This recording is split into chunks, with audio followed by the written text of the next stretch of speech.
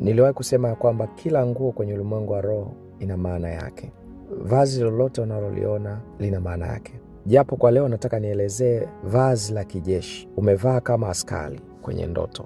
Vazi hili huwa linatoa taarifa vile Mungu anavyokuamini na ameweka kitu cha tofauti ndani yako ili uweze kutumika pamoja naye. Kitabu kile cha Zakaria sura ya 1 mstari wa 3, Biblia inasema, basi waambie, Bwana wa majeshi asema hivi, nirudieni mimi, asema Bwana wa majeshi, nami nitawarudia ninyi, asema Bwana wa majeshi. Hapa tunaona ya kwamba kumbe Mungu analo jeshi lake. Ni aina ya watu aliowachagua kwa ajili ya kazi maalum. Hivyo ukiota umevaa mavazi haya, umevaa combat kabisa zile za kijeshi, kwenye ulimwengu wa roho wewe umethibitishwa kuwa ni jeshi la Bwana. Ila kwa hapa nataka nielezee ishara 2 ambazo ukiziona kwenye hilo vazi zinakuwa na maana yake. Ishara ya kwanza ni nyota na ishara ya pili ni mkanda kwenye hilo vazi. Naomba nianze na nyota. Nyota huashiria kibali chako, vile ambavyo unatakiwa kufanya na ukafanikiwa.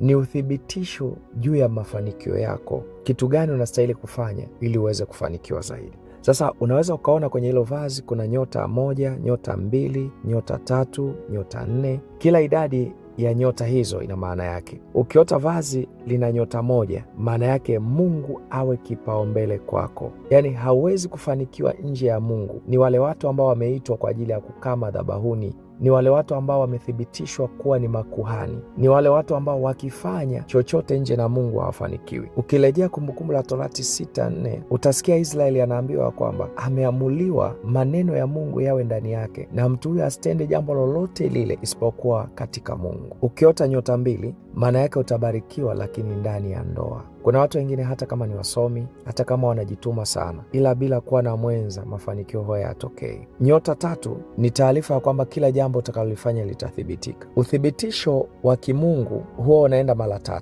Ndio maana unapotamka Mungu wa Isaka, Yakobo, hauwezi ukamsahau Ibrahim. Hiyo inakuwa ni 3. Lakini utaona pia hata wakati Yesu anatokewa na Musa na Elia ilikuwa ni 3. Utaona pia hata uthibitisho wa Mungu wetu umegawanyika katika 3. Ukiona nyota 4, wewe unastahili kuwa ni mtu wa haki. Bila haki hauwezi ukafanikiwa, ila ukienda kwa haki utafanikiwa tu. Ishara ya pili nilisema mkanda kwenye hilo vazi. Sasa unaweza ukawa umevaa mkanda umefunga kiunoni, au unakuta mshipi umepita katikati ya bega, lakini ni mkanda. Mkanda huonyesha nguvu ya kustahimili katika mambo magumu kwa msaada wa Mungu. Yeremia 13:11, Biblia inasema, maana kama vile mshipi unavyoshikamana na viuno vya mtu, ndivyo nilivyowashikamanisha nami nyumba yote ya Israeli na nyumba yote ya Yuda, asema Bwana, wapate kuwa watu kwangu mimi, na jina na sifa na utukufu wangu. Lakini Ayubu anatuambia kiboko vile alivyo na nguvu kwenye kiuno chake, naye huyakata maji yatokako na huko huyashinda. Kumbe kuwa na mkanda ni kudhihirishwa ya kwamba unayo nguvu, hata katika majaribu,